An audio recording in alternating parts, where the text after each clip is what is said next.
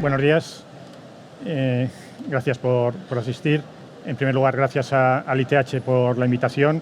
El ITH es una entidad con la que colaboramos desde hace bastantes años, yo creo que así desde su origen, y creo que compartimos la preocupación y también el objetivo de la necesidad de fomentar la innovación en el sector del turismo. Yo soy Jesús Herrero, vengo de Tecnalia. Tecnalia es un centro tecnológico, por lo tanto nuestro principal fin es fomentar la innovación, una innovación puramente con una base tecnológica muy potente, dirigida a múltiples sectores tradicionales de la industria, el transporte, la energía, y desde ahí también intentamos abordar el sector del turismo, incluso denominándolo industria del turismo, para intentarlo también poner al mismo nivel, porque creo que es así, de otro tipo de industrias y evidentemente también por la repercusión económica que tiene en nuestro país, ¿no? Yo voy a hablar, como se ha comentado, del elemento de seguridad, con estas palabras de blockchain, criptografía, que estamos escuchando bastante en el último tiempo, e intentando sobre todo, hablaré de elementos tecnológicos, pero viendo también cuál es su viabilidad, su aplicación al sector del turismo. Hablaré de la problemática en cuanto a dos conceptos de la identidad y la privacidad, luego cómo las tecnologías pueden ayudar a esto y los casos de uso. También presentaré temas de tecnología en las que estamos trabajando, es decir, que desde el punto de vista como centro tecnológico son cosas que probablemente todavía no están en el mercado, pero creemos que pueden tener una repercusión muy importante y sobre la que creemos que se va a seguir trabajando en los próximos años para incrementar esa percepción de seguridad, y no solo percepción, sino también seguridad real. Por tanto, hablando de las problemáticas, en primer lugar, el tema de la identidad, que es un tema que ya es histórico en cuanto a saber quiénes somos o quién está detrás de quienes están actuando en Internet, ¿no? Y sí es cierto que en Internet, cuando se creó, no se concibió la creación de una capa de identidad, es decir, Internet se concibió como esa red en la que compartíamos datos. Luego se avanzó de una forma muy significativa con la web semántica, en que esos datos ya los podíamos etiquetar y dar un significado mucho más potente. Pero no se creó una capa de identidad que diera soporte a ese uso de los datos. Como se pone en la transparencia, pues al final no se sabe quién está detrás de ese ordenador que está manipulando. Y esto es una problemática, pero a través de la tecnología intentamos resolver eso, garantizando esa identidad como un elemento fundamental. Y yo creo que en el contexto actual de 2021, con todo lo que está ocurriendo, ese elemento de identidad, de saber quién está detrás de con quien estamos actuando, es una auténtica necesidad imprescindible, ¿no? Por tanto, el tema de la identidad. Y la segunda problemática, el tema de la privacidad. Privacidad relacionada con la confianza. Y dejadme pues, un pequeños rasgos históricos para saber que no es una problemática de ahora mismo. En el año 49, cuando se escribió ya la novela de Orwell de Big Brother, pensando en el 84, pues ya se estaban teniendo en la cabeza este tipo de cuestiones de que hay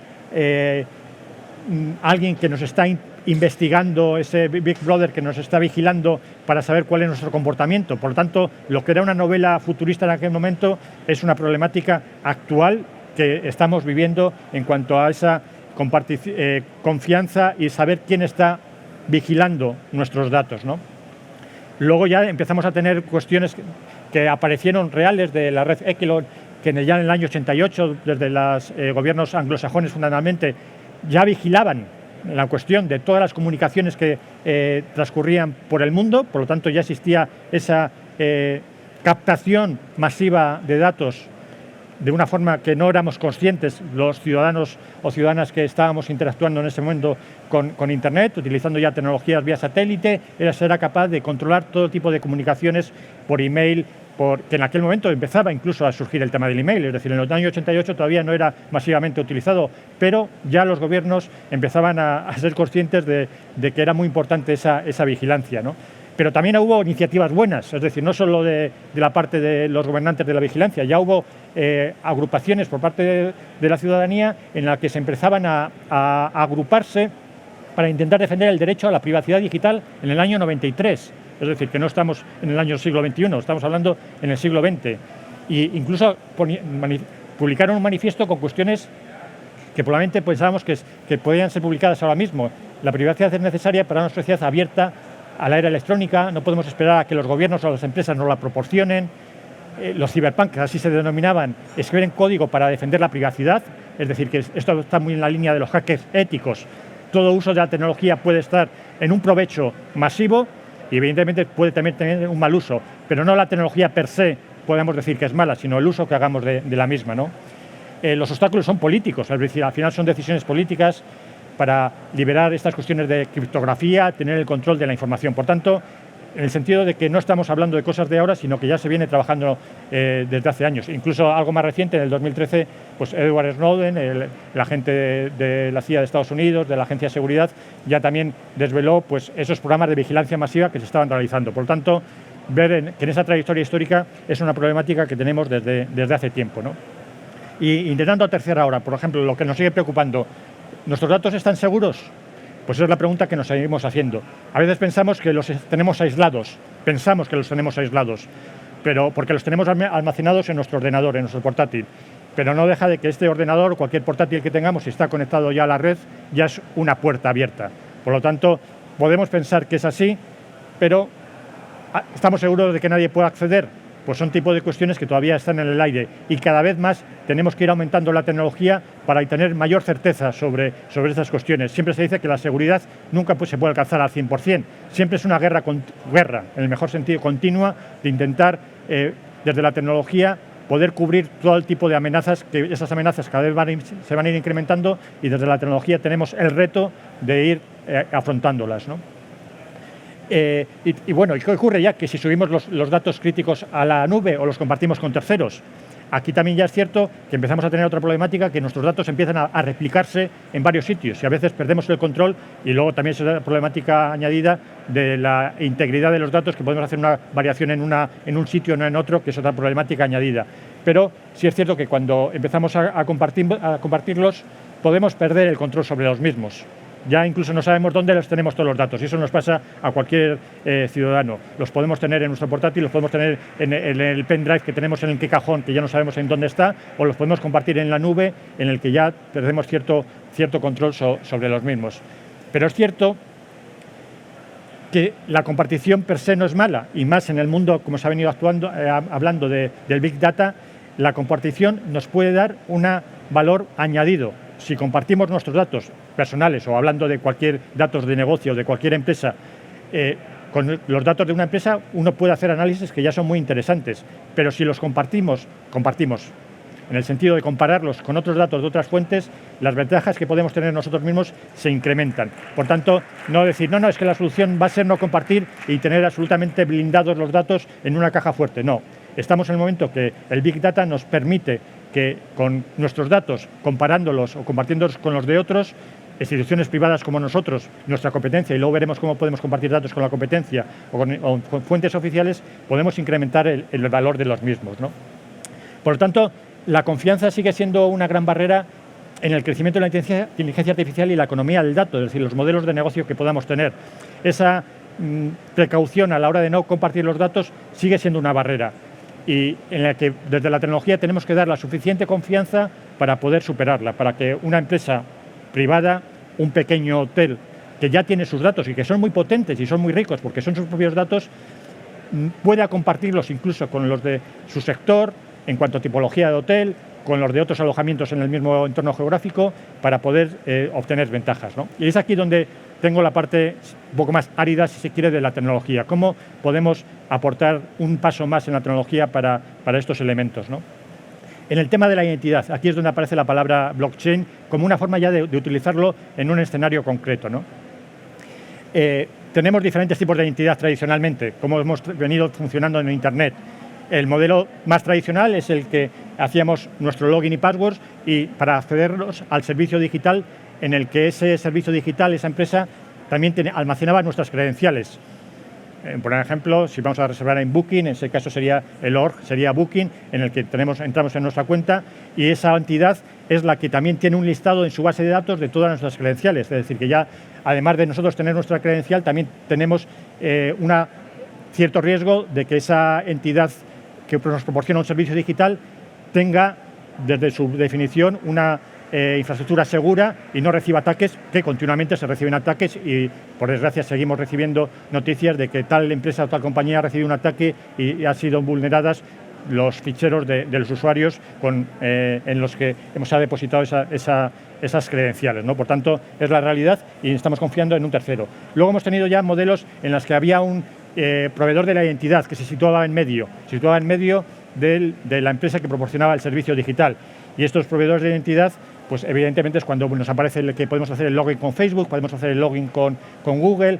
Es decir, que situamos una entidad intermedia en la que confiamos, pero también es cierto que además de confiarle en nuestras credenciales de Google, también le estamos ya compartiendo nuestras características como usuario, porque ese Google o ese Facebook va a ser consciente de dónde nos logueamos, de qué servicio estamos utilizando. Por tanto, ahí también, en la medida, tenemos que ser conscientes de que estamos compartiendo no solo ya nuestra credencial, sino también nuestro perfil de usuario.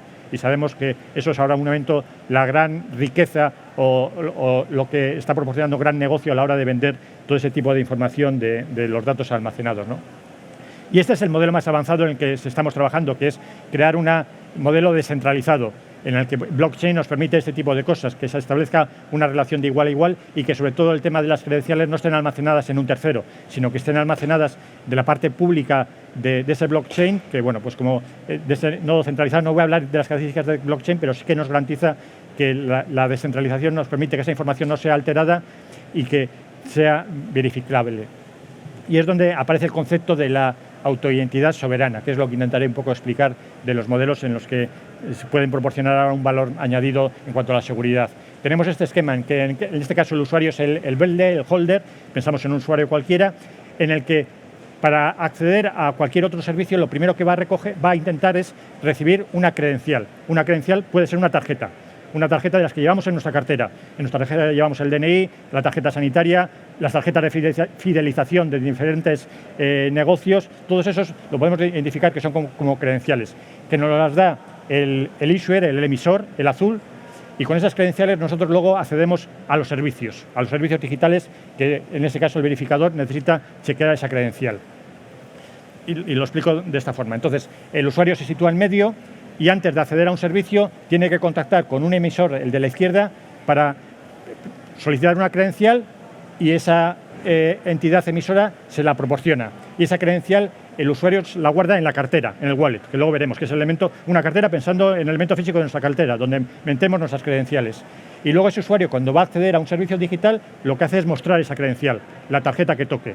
Y ese verificador, también mediante blockchain, que es la parte de abajo, la acepta porque confía en el emisor. Es decir, ahí hay un chequeo de claves públicas y privadas, que no voy a, pero que es lo que proporciona la seguridad de que esa credencial que le proporciona es válida.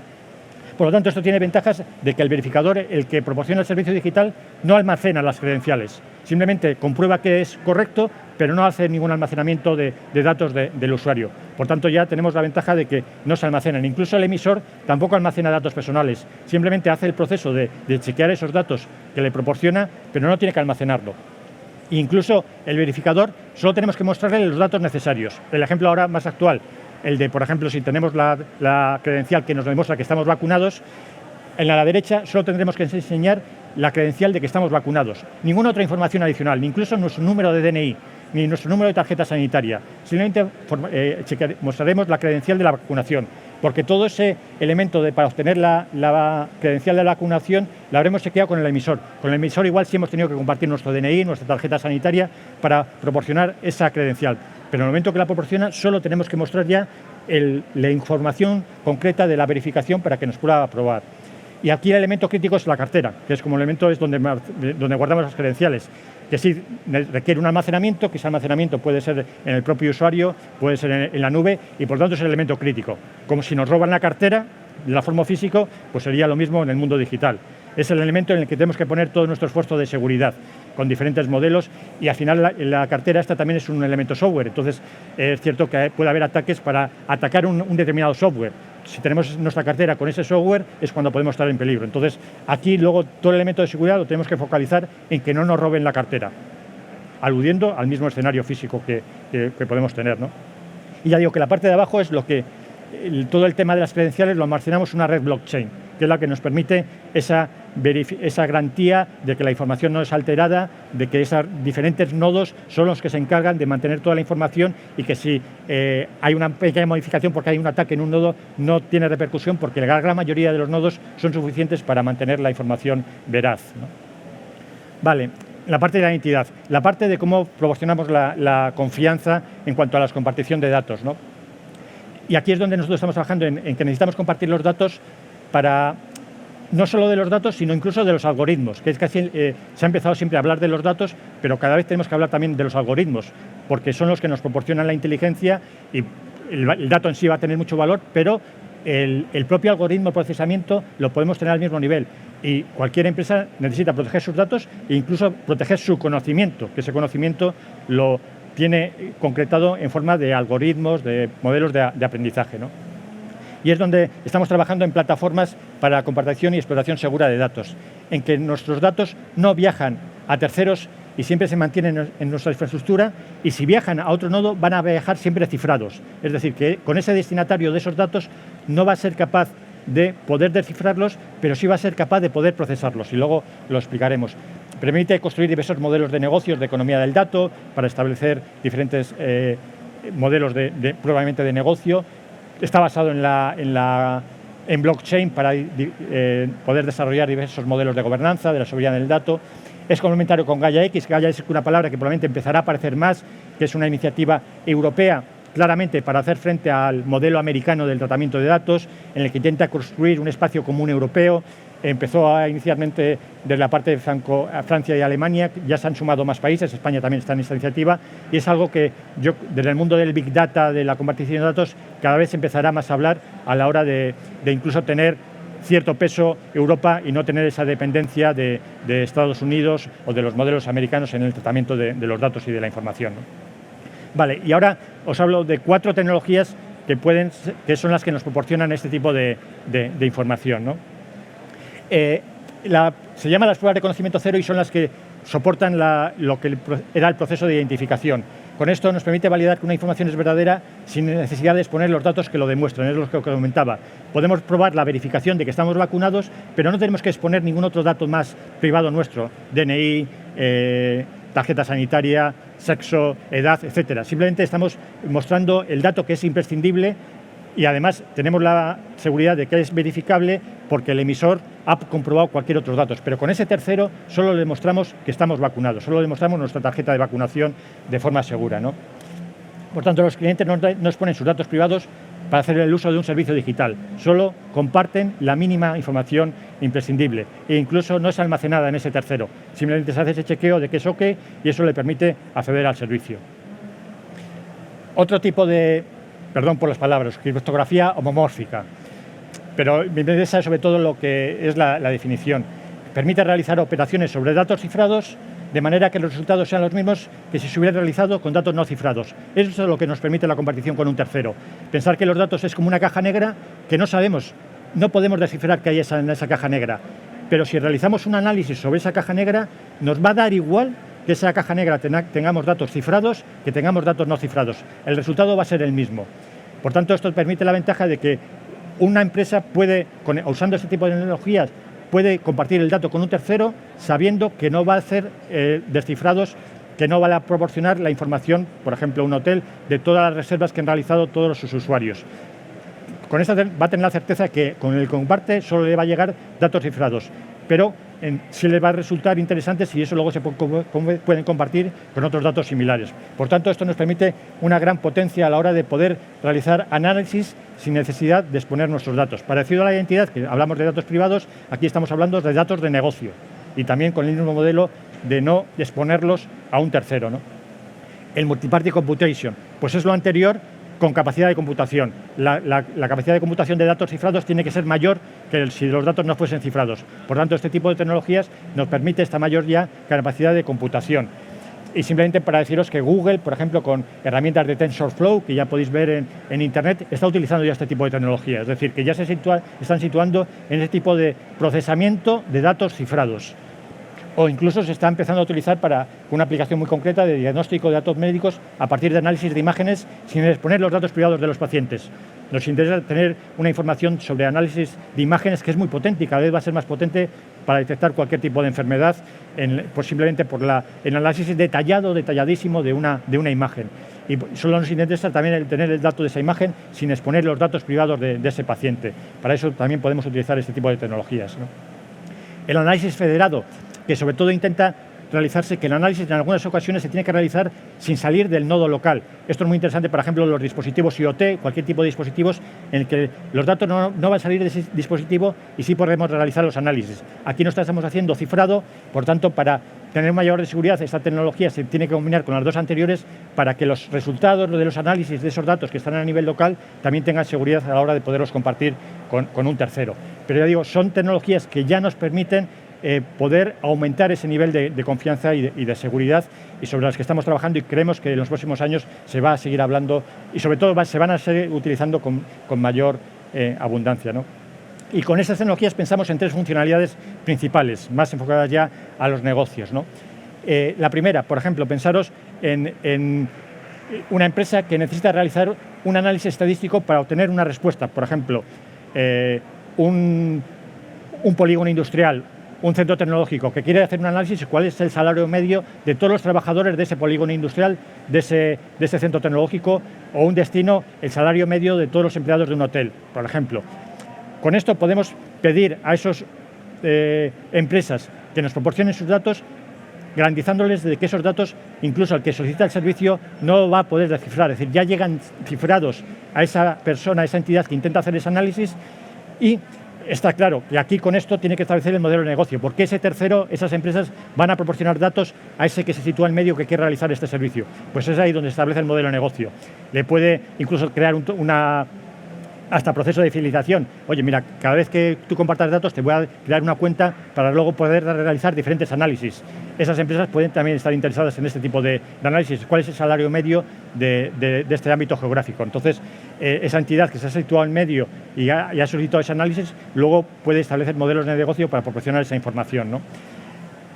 Cuando estamos hablando de Big Data y aprendizaje automático, lo que se necesita es tener datos para probar nuestros algoritmos. Por tanto, aquí también, en el mismo sentido, una entidad puede solicitar datos a terceros para probar su algoritmo. No los va a dar por gratis, tiene que establecer modelos de negocio para que luego esa entidad que proporciona los datos, que también van a llegar cifrados, es decir, no va a dar detalle de su negocio, pero sí va a proporcionar ese valor a ese tercero para que pueda proporcionar entrenar su algoritmo y, bueno, estableciendo luego ese modelo de negocio de dándole una compensación a esa empresa que ha participado en el estudio. O la tercera, combinada con las anteriores, es que ya una empresa tenga un servicio que lo pueda proporcionar de forma digital. Por ejemplo, una empresa puede decir, yo ya tengo un algoritmo que es muy potente para hacer un clúster del perfil de visitantes que vienen en este ámbito geográfico, porque ya hemos hecho un estudio con un montón de datos, entonces yo, incluso si me puedes dar tus datos de este ámbito, yo te puedo hacer el clúster de tus propios visitantes porque ya tengo entrenado el algoritmo. Es como una Big Data, un algoritmo en plan servicio, es decir, tengo esta pregunta, yo te doy la respuesta, ¿no? Y por tanto aquí también con un modelo de negocio, que igual se da un modelo de negocio a empresas que han participado en los dos elementos anteriores, ya son ahí establecer relaciones, pero sobre todo desde la importancia de que la empresa que participa en este tipo de iniciativas no expone sus datos. Puede proporcionarlos, pero los proporciona siempre de forma cifrada y sí puede recibir análisis que se realicen sobre esos datos, ¿no? Vale, y ahora pensando ya en la parte final en casos de uso, con este tipo de aplicaciones. Evidentemente se están aplicando mucho en el ámbito industrial, lo que se dice la industria 4.0, mantenimiento predictivo, hacer análisis históricos para poder detectar un fallo antes de que se produzca en una máquina con todo el histórico del comportamiento de esa máquina, en múltiples circunstancias, en múltiples condiciones. Cuantos más datos se pueda realizar, mejor va a realizar ese mantenimiento. El tema del producto de detección de fallos en la misma línea, el gemelo digital, que es un concepto muy interesante que cada vez se va a difundir más, que es crear un entorno digital de simulación de cualquier comportamiento de las máquinas.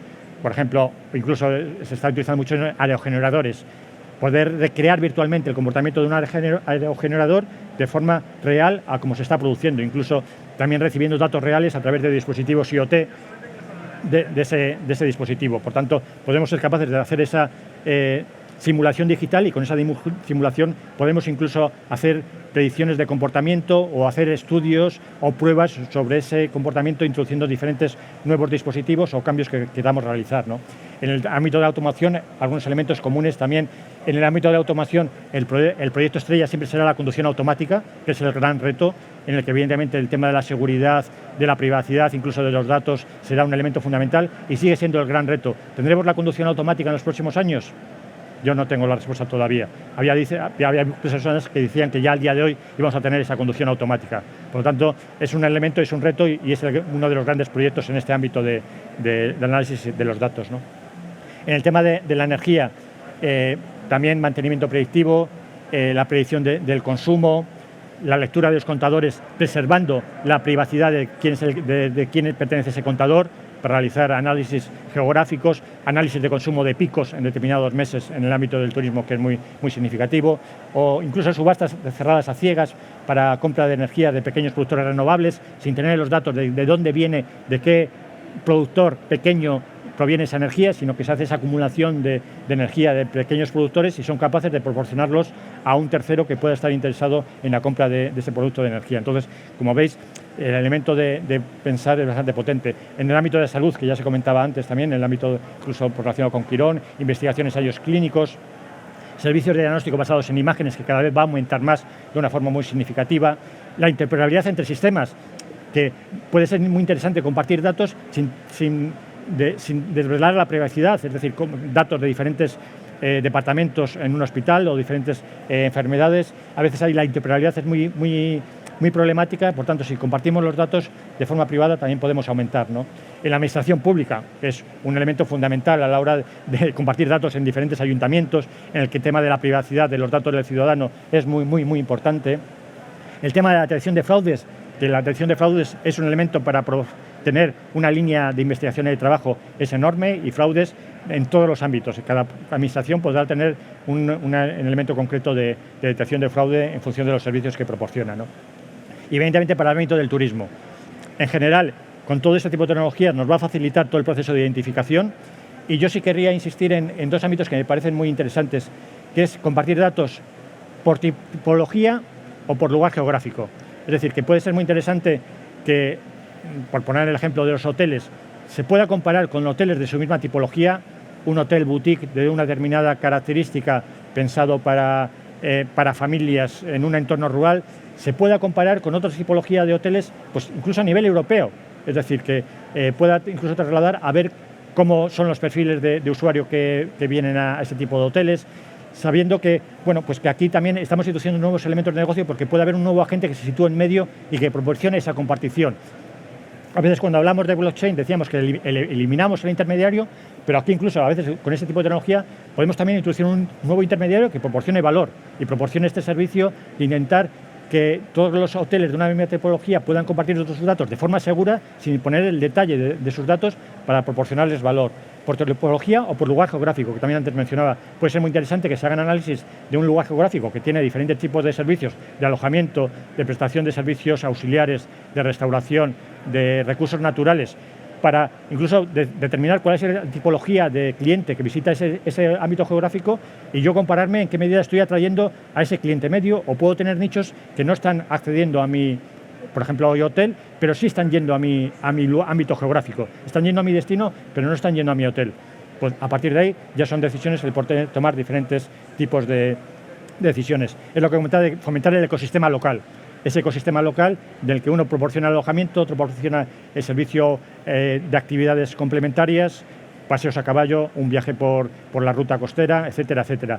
Sí, y esto es un elemento histórico de crear esos ecosistemas, esto de los productos complejos, de un producto turístico con diferentes proveedores, pues aquí también está ese mismo de línea de crear ese fortalecimiento del ecosistema.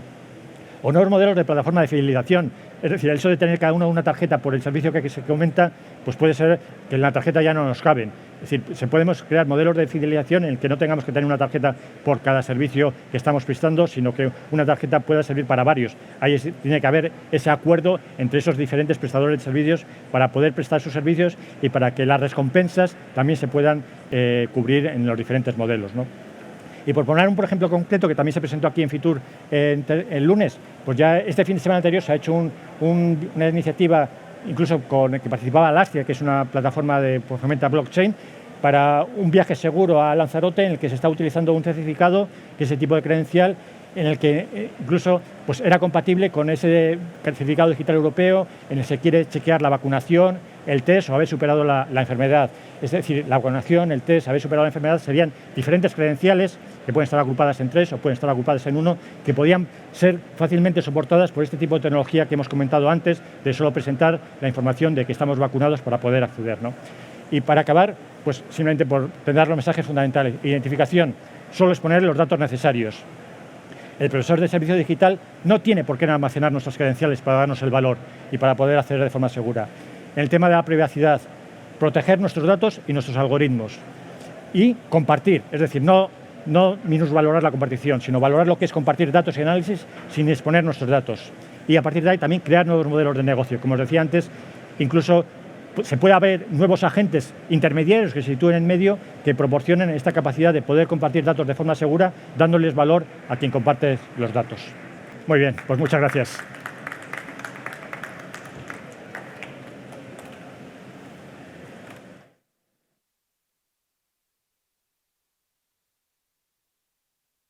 Muchas gracias, Jesús. Muchas gracias por acompañarnos a esta jornada de viernes de Tech y Futuro.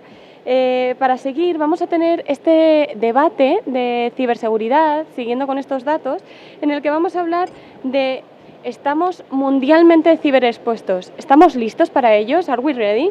Pues para ello vamos a contar con Esther Montalbá, de Pérez y Montalbá Abogados, con Joan Antoni Malonda, de Tourist Business Development de GMV, Pedro Pérez de Sevilla, del Banco Sabadell, que es director de negocio turístico hotelero de la Dirección Territorial Centro, Juan Carvajal, de García Lamán, director de desarrollo de negocio, y con Melchor Sanz, director de tecnología e innovación de HP Inc. Os dejo ahora mismo con ellos.